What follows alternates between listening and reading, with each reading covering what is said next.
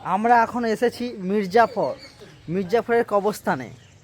ইতিহাস জানতে হলে ভিডিওটা স্কিপ করা যাবে না। সিরাজকে মারার জন্য ইংরেজরা ছুটে পেয়েছিলেন, সেটা থানা পারমিশন দুটো পিস্তল রাখা আছে, অরিজিনাল পিস্তল।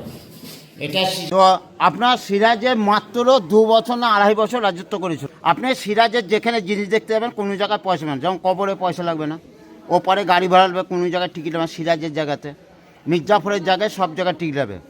কুইন্টাল 80 কেজি সোনার পুরো। নমস্কার বন্ধুরা, আমি শোভন চলে এসেছি নতুন একটা ধামাকা ভিডিও নিয়ে। আশা করি সবাই ভালো আছো। যারা নতুন দেখছো বন্ধুরা, তারা চ্যানেলটাকে সাবস্ক্রাইব করে দাও। এখন বাজে রাত 11টা। আজকে ভিডিও শুরু করছি কাঁকটা বাজার থেকে। আর এই যে আমাদের গাড়ি চলে এসেছে, আমরা এখন এই গাড়িতে করে যাব মুর্শিদাবাদ। বাসে ওঠার পরেই খুব টায়ার্ড ছিলাম, তাই ছোট্ট একটা ঘুম দিয়ে দিয়েছি। আমাদের কিছুক্ষণ পথ অতিক্রম করে আমরা দাঁড়িয়েছি এখন আমাদের সরকারবাবু ধাবাতে, যেটা রয়েছে মুক্তিনগর কৃষ্ণনগর নদিয়া ডিস্ট্রিক্টে। আর তোমরা দেখতে পাচ্ছ এখানে প্রচুর ভিড়। এখানে সবাই রাতে এখানে দাঁড়িয়ে চা খাওয়ার জন্য দাঁড়িয়েছে। আমার জীবনে এই প্রথমবার আমি বাস জার্নি করছি। বাস জার্নিতে এই রাত 1টার সময় ধাবাতে দাঁড়িয়ে চা খাচ্ছি। সত্যি এই ফিলিংটা জাস্ট অসাম। নদিয়া ডিস্ট্রিক্টের জাতীয় সড়কের সামনে যে ধাবাতে রয়েছি আমরা, সেই ধাবাটা এখানে খুবই ফেমাস। শুধু আমরা না, এখানে অনেক ট্রাভেল বাস ও দাঁড়িয়ে রয়েছে চা টিফিন সেরে নেওয়ার জন্য আর বাথরুম।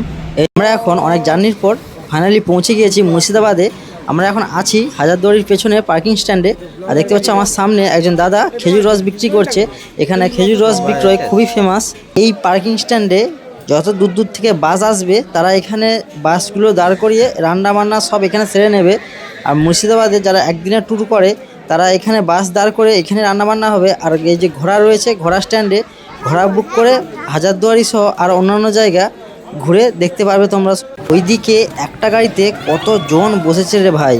কিন্তু বন্ধুরা, এই পার্কিং স্ট্যান্ডটা জাস্ট জঘন্য একটা স্মেল আসছে, খুবই বাজে। ভাড়া গাড়িতে যা টাকা বলছে তা আমরা ছেড়ে আমরা কিছুটা পথ হেঁটে এসে এখানে টোটো বুক করেছি। 6 জন করে 500 টাকা করে নেবে। এটা আছে হাজারদুয়ারির কাছাকাছি যতগুলো পয়েন্ট আছে সবগুলো আমাদেরকে ঘুরে দেখাবে। চলো, আমরা এখন বাংলার মির্জাফরের জায়গাতে রয়েছি। আর এই ইতিহাস জানতে হলে পুরো ভিডিওটা তোমাদেরকে শেষ পর্যন্ত দেখতে হবে। স্কিপ করলে চলবে না, শেয়ার করো আর পুরো ভিডিওটা শেষ পর্যন্ত কন্টিনিউ করো। অনেক কিছু শিখতে পারবে, জানতে পারবে। এটা হচ্ছে নবাব মির্জাফর তার ফ্যামিলি 1100 সমাধি দেখতে পারবা, ঠিক আছে। আর এটা মির্জাফরের পার্সোনাল মসজিদ, ও একাই নামাজ পড়তো এই মসজিদটা। আচ্ছা, এটা হ্যাঁ, চলে যাও ভেতরে, দেখে চলে আসো, 10 টাকা করে নেবে। আমরা এখন মির্জাফরের ফুল ফ্যামিলির কবরস্থান মানে এই সমাধিতে আমরা চলে এসেছি। ভেতরে ঢুকবো, দেখবো। চলো, ভেতরে ঢোকার জন্য 10 টাকা করে টিকিট কাটতে হবে। এই জায়গাটা পুরোটাই মির্জাফরের কবরস্থান। পুরো ফ্যামিলির বংশধর যতজন ছিল তাদের এখানে কবর দেওয়া রয়েছে। দেখতে পাচ্ছ কত, এখানে কবরে ওঠা যাবে না, নিষেধ আছে। এখানে জাস্ট দেখতে পাচ্ছ কত কবরস্থান, কত লেফরকে এখানে কবর দেওয়া হয়েছে। আমার যদি কোনো মুসলিম ভাই ভিডিও দেখে থাকো, তাহলে আমাকে একটা কোশ্চেনের অ্যান্সার দাও। আমার মনে খুব কোশ্চেনটা জাগছে। আর এই যে এত বড় কবরস্থান রয়েছে, তোমরা দেখতে পাচ্ছ এখানে অনেক কবর দেওয়া রয়েছে। কিন্তু একটা মনে প্রশ্ন, এই জায়গা তো ধীরে ধীরে মানে কমে আসছে, আর নেক্সট জেনারেশনের জন্য তাদের কোথায় কবর দেওয়া হবে?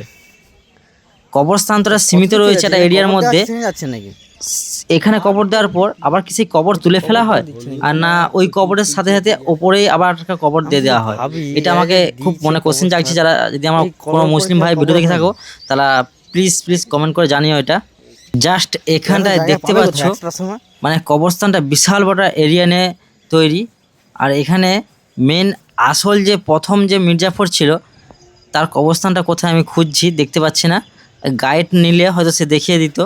কিছু কবরস্থানগুলো নতুন করে মেরামত করা হয়েছে, আর কিছু যেমন পুরনো আছে তার পুরনোই রয়েছে। কবরস্থানের ঠিক পেছনে অনেকটা জমিতে এখানে হলুদ চাষ করা হয়েছে। দেখতে পাচ্ছ অনেক মুন্সিপালদের এখানে চাষিরা তারা হলুদ তুলছে, আর পুরো এরিয়াটা হলুদ চাষ করেছে। তোমাদেরকে ভালো করে কাছে গিয়ে দেখাই জুম করে। এই দেখো অনেক হলুদ তুলছে। কতজন মিলে কাজ করছে দেখো, প্রায় 20-25 জনের সাথে একসাথে কাজ করছে, তারা হলুদ তুলছে। মেন যে মির্জাফর ছিল তার যে বাড়ির কিছুটা অংশ বেঁচে রয়েছে, এটাই শুধু দেখার জন্য, আর কিছু নাই। এই মন্দিরটার ভেতরে অনেক কিছুই রয়েছে। কি ভেতরে আছে আমাদের টোটো ভাই যে দাদা রয়েছে সে বলবে, শোনো। বলো বলো ভালো করে বলো দিন। তুই একটু বলে দে। নামে বলো কি মন্দির এটা বলো। হচ্ছে রঘুনাথের মন্দির, 22 মিনার সোনা চাঁদি রথ দেখতে পারবা, ব্রিটিশ আমলে 4 চাকারি 80 টাকা দামে, হ্যাঁ 16 টাকা দামে খাট দেখতে পারবা, বড় বড় হাড়ি করে হ্যান ত্যান সব দেখতে পারবা। যাও দেখে চলে আসো। বাবুরে মন্ত্রপাঠের মতো কিন্তু বলে দিলে যা। আর সোনার উপর চাঁদির রথ রয়েছে, হাতির অনেক কিছু রয়েছে। চলো ভেতরে 20 টাকা করে টিকিট কাটিয়ে ভেতরে ঢুকে তোমার সাথে শেয়ার করব। আর এখানে একজন গাইড নেব, তোমাদেরকে সব পুরো ডিটেলসে দেখাবো। চলো। প্রথমেই বাম সাইডে তোমরা ঢুকে দেখতে পাবে শ্রী শ্রী রঘুনাথ দেবের ঠাকুরের সুপ্রাচীন মন্দির, বিশাল বড় পুরোনো দিনের পিতলের রথ। গ্রুপে সবাই মিলে 100 টাকা পড়বে, মোবাইলে ছবি তোলা রেকর্ডিং করে দেবো। আমাদের টিমের পক্ষ থেকে এই যে দাদুকে গাইড হিসাবে নেওয়া হয়েছে। এই যে এটা ভেতরের রাজাদের সময়ের শ্রী শ্রী লক্ষ্মী নারায়ণ ঠাকুরের মন্দির। চলো দেখি ভেতরে ঢুকে কি কি আছে। মন্দিরের ভেতরে দেখতে পাচ্ছি তেমন কিছু নেই। আর মেন মন্দিরের গেট এখনো বন্ধ, এই যে দেখতে পাচ্ছ চাবি লাগানো রয়েছে। ভাঙা মনে করেন গেটটা ভাঙা না, গুলবাগ ছিল বাড়ি। সিরাজের মারার নাম হয়েছে নিমুখারাম ডেরি, বুঝছেন তো। তো কামানগুলো সব বিএসএফকে দান করেছেন। 70,000 ব্যাটারিয়ান বাস করে বিএসএফের কামানগুলো, চাকাগুলো বিএসএফের লাগানো। আমরা বিএসএফ পারমিশন করে এসেছি। একটা কামান হচ্ছে মিরমতগঞ্জ সিরাজের কামান, কামানে 5 কেজি করে বাদ, কামান চালু আছে। বিএসএফের গেটের সামনে 6টা কামান রাখা আছে, বুঝছেন তো। এবার জিজ্ঞাসা 400 বছর আমার দাদু দেখে ইংরেজরা সারা বিশ্বে নীলের চাষ করে, শুনেছেন? নীল দিয়ে কি হয়, নীল দিয়ে ইংরেজরা যুদ্ধের 1200 টাকা ফরেনে ব্যবসা করতো। আমরা দেশে বাধ্য করে হিন্দুস্তান পাকিস্তান ভাগ হয়নি। বাংলাদেশের রংপুর থেকে সিরাজদৌল্লা নৌকোই করে চাল গম এনে প্রতিটা মানুষকে বিক্রি করতেন। আগে নানারা আগে দাদুরা বলতো বজ্রা আসছে, বজ্রা বড় বড় নৌকোকে বজ্রা বলতো। সেই বজ্র নৌকো লঙ্গর দেখলেন। তখনকার দিনে আমাদের দেশে জল ঝাঁজ উৎপাদন হয়নি। সিরাজদৌল্লার দেশে ভালো কি খারাপ ছিল এটা থেকে প্রমাণ পাওয়া যায়। এটা যখন সিরাজকে মারার জন্য ইংরেজরা ছুটে পেয়েছিলেন, সেটা থানা পারমিশন 2টো পিস্তল রাখা আছে, অরিজিনাল পিস্তল। এটা সিসি ক্যামেরা, সূর্যের তাপে সিসি ক্যামেরা চলতো। এখন কোনায় দেখুন ইলেকট্রিকে চলছে। রামদাস সামদার ছবি নিয়ে হিন্দুদের বাবাজিকে মির্জাফর জমিদারকে পাপ খয়েস করেছেন। সামদার মির্জাফরের ভালো নাম হচ্ছে মীর মোহাম্মদ জাফর আলী খান। আপনাদের বাড়িতে আগে লম্ফ ছিল, উপরে কেরাসিন বিক্রি যেত, লম্ফটার দাম 6 পয়সা। লম্ফর আছে আগেকার মানুষ 7-8 অবধি পড়লে যে কোনো দরখাস্ত লিখতে পারতো। এখন MA পাস BA পাস থেকে দরখাস্ত লিখতে পারে না। তাহলে ঠাকুমার কুপির দাম আছে। সিরাজের পাখা কেরাসিনে ঘুরতো, খাপটি ভিতরে কেরাসিনের 500 মতন ঘুরতো। ইংরেজ রড গরিবদেরকে পিটিয়ে নীলের চাষ করতো। সেলিম মেরিম সিরাজের হাত দেখতেন। নবাব রাজা বসে গরিব মাকে চাল গম দান করতেন। চুপচাপ শুনে যান, অরিজিনাল জিনিস দেখে দিচ্ছি, জীবনে দেখতে হবে না, দেখে নেন কিছু। যারা আমাদের গাইডের শোনা আছেন তারা আমার কাছে শোনা, গাইড না হলে পয়সা দিতে হবে না, তো শুনলে পালিয়ে যাবেন, হবে না, তার আগেই পালিয়ে যান। লক্ষণ দাস বাবু হিন্দু সাধুর কাছে যান, তিনি ভগবানের নাম দিয়ে ছেলে মেয়েকে খায় বাড়ি বাড়াতেন। সিরাজের নানা আলিবুদ্দিকা বলছে বদমাস লোকের চাবুক মেরে ভালো হয় না, উনি যাতে ভগবানের নাম দিয়ে ছেলে মেয়েকে ভালো করতে পারে।